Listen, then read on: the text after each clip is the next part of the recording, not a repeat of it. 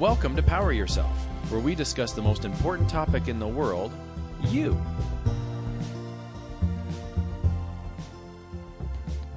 The 5 Love Languages is a book written by Dr. Gary Chapman. The idea is straightforward. People communicate with their partners in different ways. Today we explore what these languages are, so we can take the mystery out of what our significant other really wants and expects from us. And as always, as we jump in to the 5 love languages, we have Jillian Power. Jillian, how's it going today? It's going delightful, Karl. How about yourself? I'm pretty excited about today's episode. And let me tell you why. You've read this book. Yes, I have. You suggested this book. Yes, I did. So this podcast is something that's near and dear to you. So let me ask you, how did you find out about this book? It was actually my sister. My sister was the one who, she was starting to get into audiobooks. And she was like, this is awesome. And she knew I'd appreciate it. And so I was like, sweet. And I jumped on the audiobook train, downloaded it, and I gave it a listen. Nice. And also, if you remember back, now I was after already listening to it then, but me and Fleur were having a little conversation, a side conversation about this book as well. So Fleur, remember when we did the relationship interview, she was the one who actually encouraged this book as a tool for people in relationships as well. So you've received this book as a recommendation from 2 different people in your lives. You've read it. Can I ask, what did you like about the book? Well, first of all, I think we're all so different. And I think we kind of go about our life in what we seek to get back, I think sometimes, if that makes sense. So I think it's important to be aware that there's different ways to show your love, and that maybe your spouse or the people around you are not sharing the same love language. So maybe you need to be aware of what theirs are so that they can walk away feeling love and appreciate it and having their, as Gary Chapman says, their love tanks full. So should everyone in a relationship, if, you've got a husband or a wife, you've got spouses, you've got, girlfriends, boyfriends, whatever it is, should everyone in a relationship read this book or think about their relationship in this way? That's a hard one to answer. And I would say some people are going to be ready for it.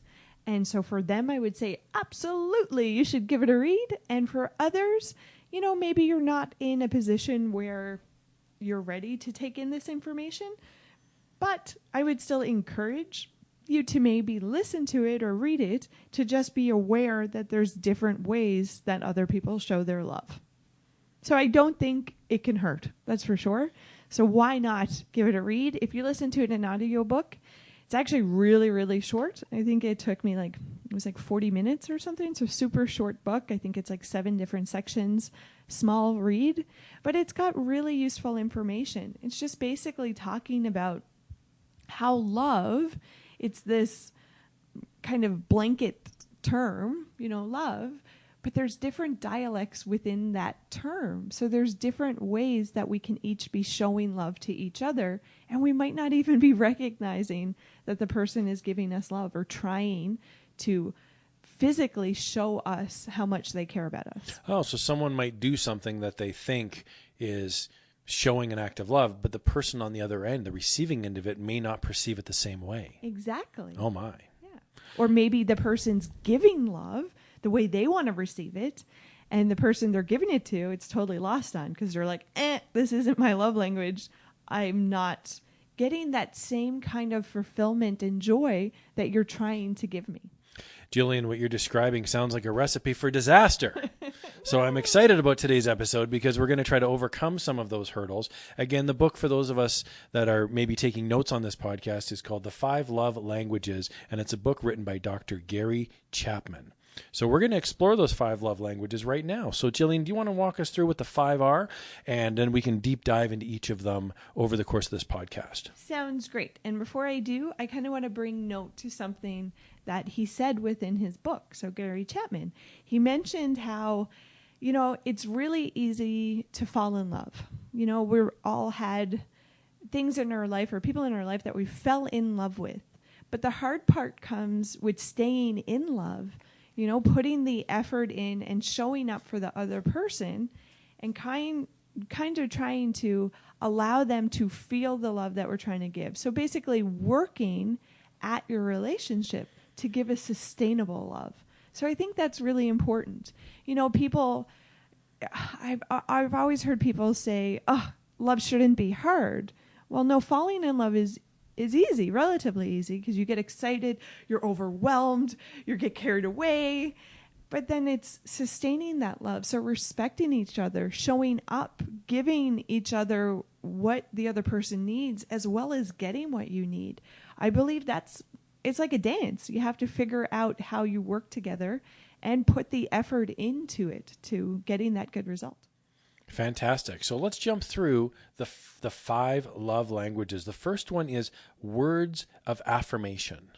What does that mean? Words of affirmation. Well, it's using words to affirm your feelings. So basically, you know, and I want to say before we really get into the 5 of these love languages, it's not just surface meaning. It always has to be genuine. Okay. So for example, we're talking about words of affirmation here. So giving kind words. It's not just giving the kind word of I love you.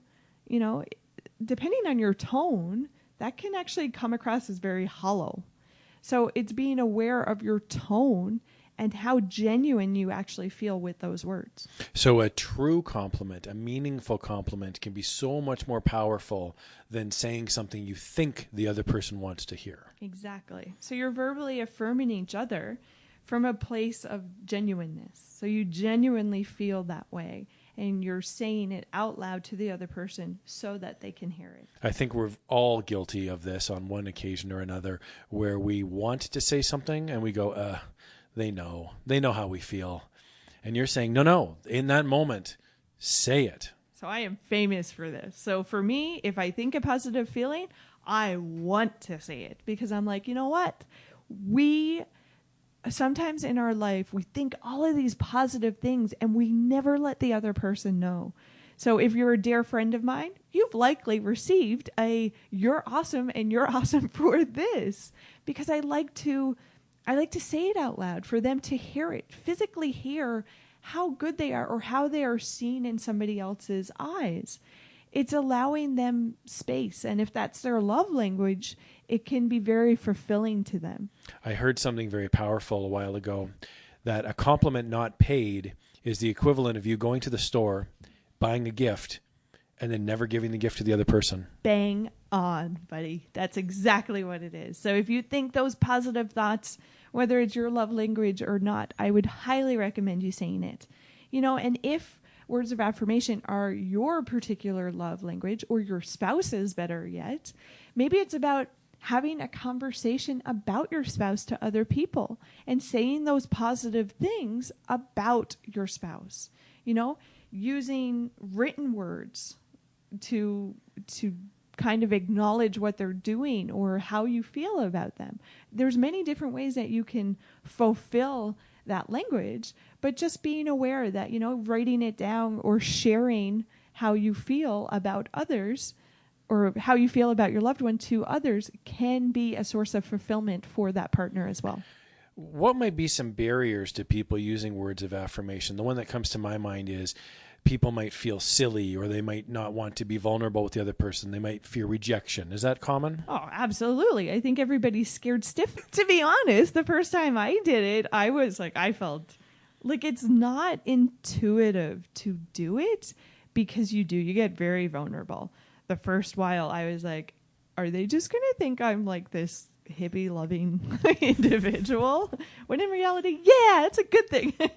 But sharing positive traits, at the end of the day, by you sharing it, you're feeling it as well. So it can be gifting to both parties, because you're remembering it, you're allowing it to be present, and then hopefully they're in a place where they can receive it and be like, oh, wow, thank you for seeing me. Thank you for acknowledging what I've done.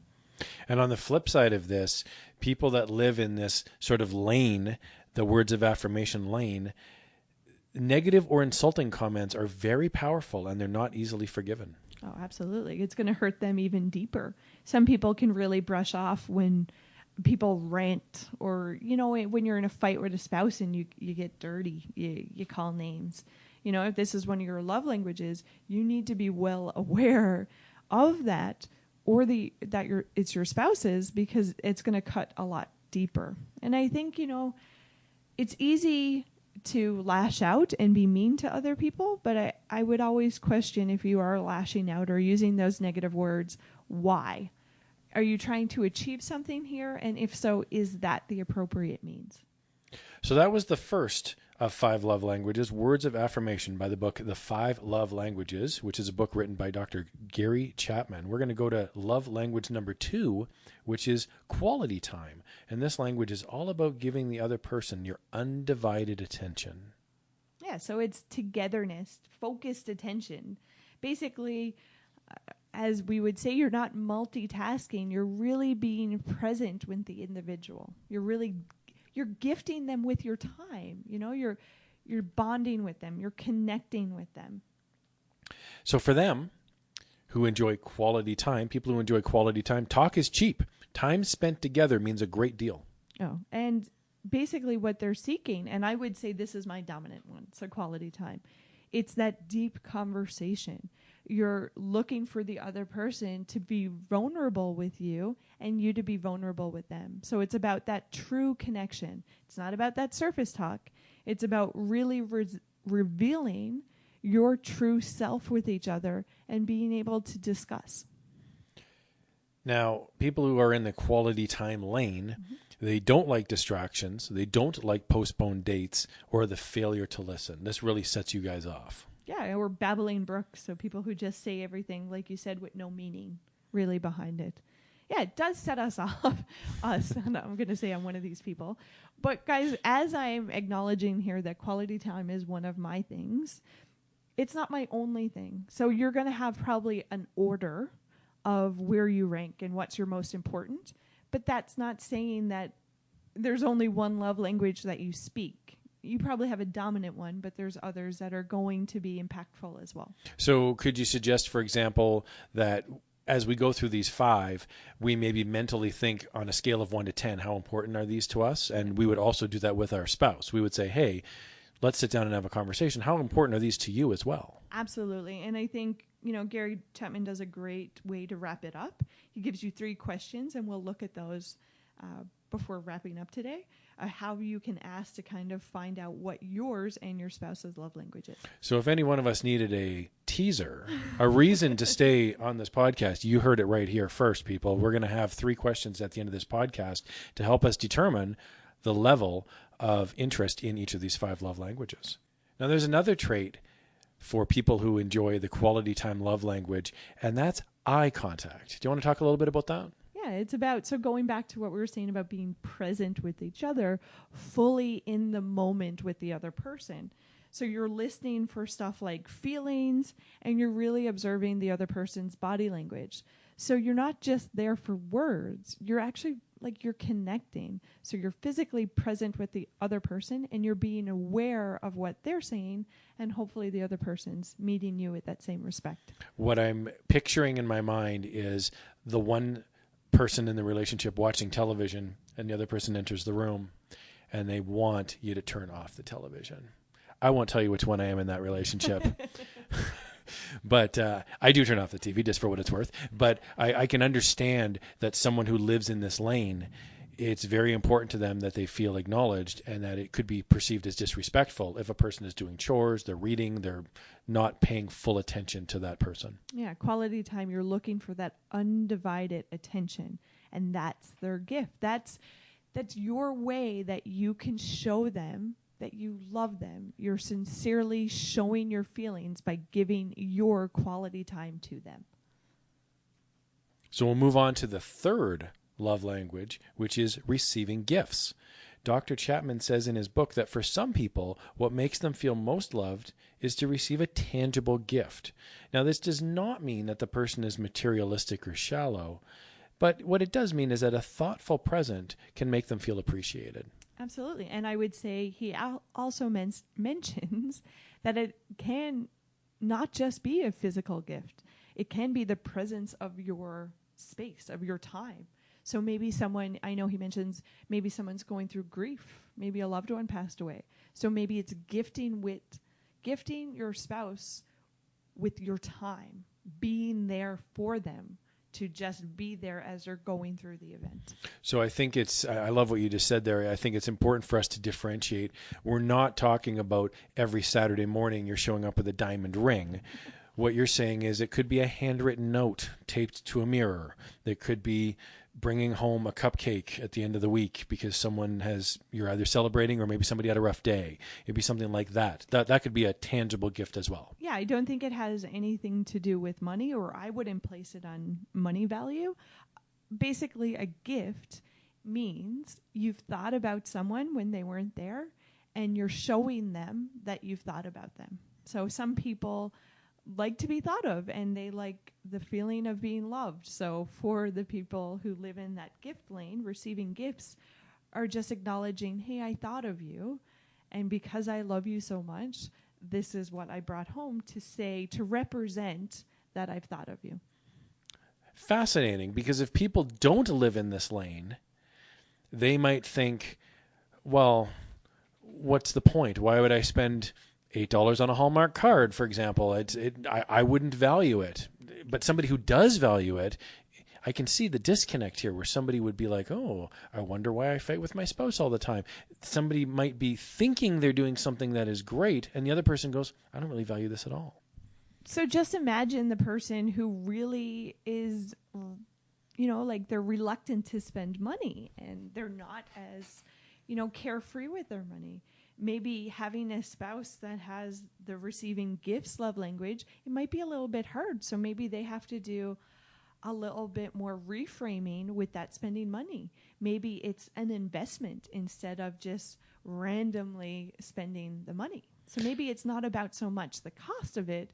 Maybe it's about allowing a certain, price value to be attached because you realize this is your spouse's love language. And I think it's important, what I'm hearing you saying is it's important for the couple to have a conversation that they acknowledge that this is important to them, or that it might not naturally be inclined for the other person to have it be important to them. Absolutely. And that there's no judgment attached, but they can say, hey, I'm not naturally wired this way. I don't normally think about money this way. Or the other person might say, oh, I really do value this. I think if the other person hears that, they're more inclined to see it through their eyes and say, oh, it's important to them, so therefore I will make it important to myself. Exactly. So it's always about having that conversation, because like you just said, you might be giving it in this way and the other person, they don't even want to receive it. It's not their love language at all. It does nothing for their love tank. It does not show them that you appreciate or love them. So I think it's really important to have a conversation and make sure you're speaking the right love language to your spouse. It reminds me, we've all been there at Christmas time when we open up a gift from a loved one and, they've sent it in the mail and we open it up and it's absolutely not what we wanted. It could be a sweater and it's the wrong size. We're never going to wear it.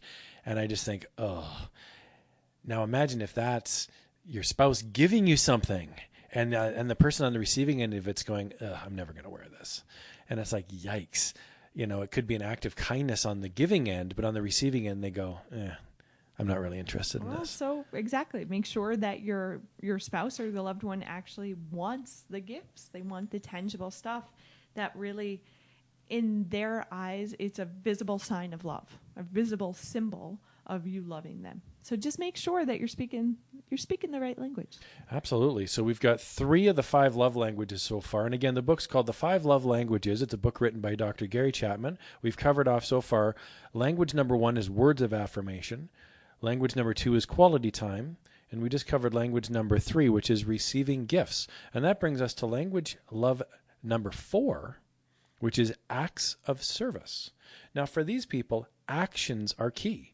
Actions speak louder than words. So people who speak this language, they want to service their partner and recognize that their life is rough and help them out in any way possible. So, for example, lending a helping hand shows that you really care. They don't like broken promises. They don't like perceived laziness. And they appreciate it when you do a favor or help them out. So let's talk a little bit about this acts of service. I think this is a fascinating lane to deal in. Yeah, I think for acts of service, once again, like going back to everything's got to come from that genuine state. Okay, so it can't be this, doing something out of fear or out of scarcity or, so they won't be mad at you. It's got to be genuinely coming from a place of you're showing them love. So I'm doing something, but not only am I doing it reluctantly, I'm doing it because I know it helps you. And I'm showing up to do this act so that your life is a little bit easier. So this is a situation where if you're in a relationship and you're maybe at home, this is the idea of doing chores around the house because it helps out the other person. So maybe you go out of your way and run an errand for that person, and you say, it's not so much giving them a tangible gift, but you're saying I'm doing something for them on their behalf that they'll appreciate. Yeah, so that they don't have to do it. And you're acknowledging, certain example would be, maybe you had a rough day. Maybe you had a really rough day and you were talking to your spouse and you mentioned, wow, like what a bad day. And I got to stop to the grocery store and get all the stuff for supper. And then maybe your spouse hears that and stops and gets all the stuff that you were going to get at the grocery store and texts you and say, don't worry about the grocery store. I've already done it. Right. So I love that example. It's not necessarily the money value attached to it. It's not the things. It's the act of service. It's the act of going to the store, and it's the time spent getting those items to therefore free up time for that recipient. Exactly. So it could be anything, like maybe even changing the bed or doing laundry, or, it could be something of returning a book to the library. So many different things. But basically you're saying, I know your time is valuable, and I'm recognizing that you're really busy, and I'm going to meet you with gifting you with some of my time. Here's what I'm going to do to show you my love. That's a great, I love that mental picture in my mind that we all have a money bank account and we also have a time bank account. And some people value when your partner goes into the money bank account, and some people value when we go into the time bank account. And again, we live in all five of these lanes, but like you said, there's a primary lane that one or two that we might really hit home with. Yeah, absolutely. And I think all of them can be used. Like I said before, I don't think it's just necessarily one. So I really believe having that conversation to make sure what you're giving is it's being received the way you're trying to have it being received. So if I'm buying you flowers every week and your love language is so not gifts, you're like, wow, that's a waste of money. Maybe have a conversation. Or if you're in a fight and they buy you flowers, is that really your spouse's love language? Or I would say, is it yours? And you're just trying to show what you would want to be seen in that situation. So that's something we kind of got to be aware of. And the fifth love language, the final love language, is physical touch. Now, to this person, nothing speaks more deeply than appropriate touch.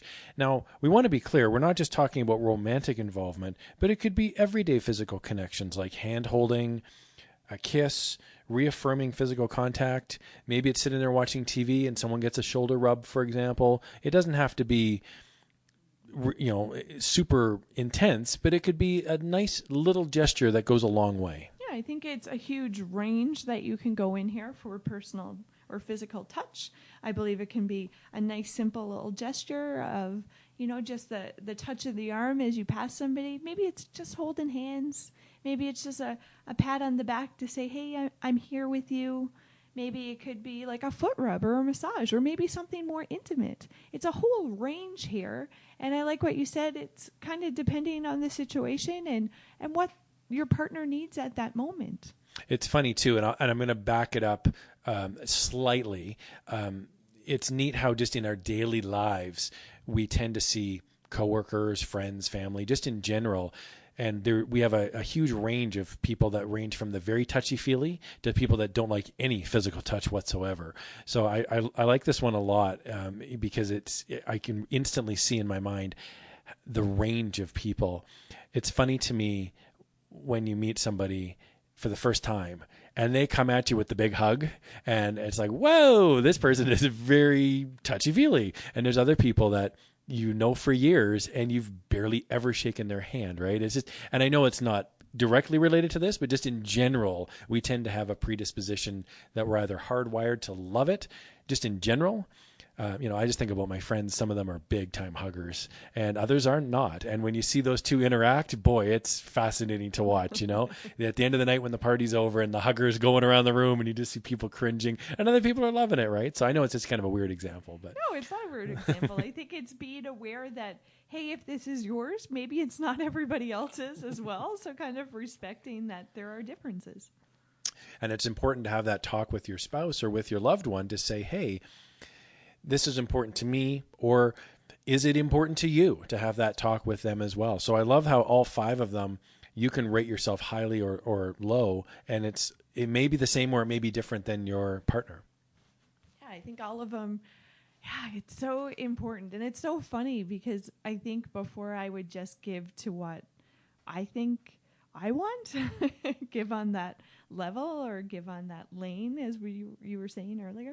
So I think, it goes back to, and I think that's the underlining tone that goes with a lot of our episodes. We talk about communication. It's all about the communication with each other and with the people you love the most. So have a conversation with your spouse and see which lane they are in, which language they are speaking, or which language they want you to speak in. Because maybe you're putting a lot of effort in and it's not being reciprocated the way you want it to land. It's tough in a relationship, but you have to do it, where we need to ask for what we want, and we also need a commitment to give the other person what they want as well. Yeah, I think it's very important. So we've gone over the 5 love languages, and again, the name of the book is called The 5 Love Languages, and it's a book written by Dr. Gary Chapman. Jillian listened to the audio book as well, so you can have a written copy, you can have an audio copy. Now, before we end the podcast, as previously promised, Jillian has a couple questions, 3 questions, in fact, that we can ask ourselves and our spouses to see how we rate on these 5 love languages. So, Jillian, I'm fascinated to hear about this. What are the 3 questions that we would ask ourselves or our spouses? Yeah, so Gary Chapman mentions in his last section of the book 3 questions that you can ask each other, or really ask yourself to find out what your love language might be. So first question is, what does your spouse do or fail to do that hurts you the most? Oh, interesting. Okay. I know, right? It hits you. It's like, ooh, because that's where your concentration is. So that's maybe where you feel something is lacking, and that might be your love language. Interesting. Not being filled. So you look for a gap, I guess, in your life, and you say, okay, out of these 5 lanes of traffic, so to speak, we have these 5 love languages. Which is the one that I would love to see full and is currently empty? Exactly. And then second question is, what have you most often requested from your spouse? So what are you continuously requesting from your partner? So there could be something in those 5 love languages that really hits you in this podcast, and you're listening to it thinking, man, I would love more of that, and I'm not currently getting it. Yeah, so it's another indicator. And third question is, what way do you express love? Because like I mentioned before, a lot of the time we actually give love the way we would like to receive it. Yeah, it's a great point, right? I think to myself, when we started talking about this just in general, I think of these as gifts that you give someone, right? You give these to your partner. And like any gift, some people are tough to shop for. You're walking around the mall going, man, how do I shop for this person? And it's funny, we tend to gravitate towards things that we would like to receive. So funny, well, isn't it? I really like golf clubs. Well, maybe this person, they've never golfed in their life, right? But yeah, maybe they would like that. Or I'm a big, heavy metal rock fan. Maybe they would like that album. And it's like, maybe they wouldn't. So it's really tough. And I think too, when you're buying something for someone else, if they really like the color pink, for example, but you don't, even though logically they like it, it can be tough to still buy it. And you're going, boy, I don't know if they're going to like this, even though they've told you they do. But because you don't, you kind of have to wear their experiences on top of your brain a little bit and say, well, I have to pretend that this is what they will want, or I have to imagine that this is what they would want in order to feel what they feel. It can be tough. It can definitely be tough. So that's why I really believe it's about having that conversation, finding out what your dominant love language is and what your spouse's is, so that you can start communicating on that level. Basically, guys, it's a way to fill each other's tank, which I love. I have this complete visual when Gary Chapman said that in his book. I'm like, I get it. It's filling the love tank. and it's just basically a way to feel secure in the love for one another. You're just learning to speak that language. Well, we hope you enjoyed today's episode on the 5 love languages. Again, we want to encourage you to get involved on social media. So we have a Facebook page. It's called Power Yourself. We'd love for you to get on that page, leave a comment, like us, follow us. And we also have on iTunes the opportunity to leave a review. So you can rate the podcast on iTunes. We would love that. We would love to hear from you. So thanks again for listening. We really hope you enjoyed our 5 love languages. Again, that book is written by Dr. Gary Chapman. On behalf of Power Yourself, I'm Karl. And I'm Jill. Thanks for listening, and we'll talk to you next time.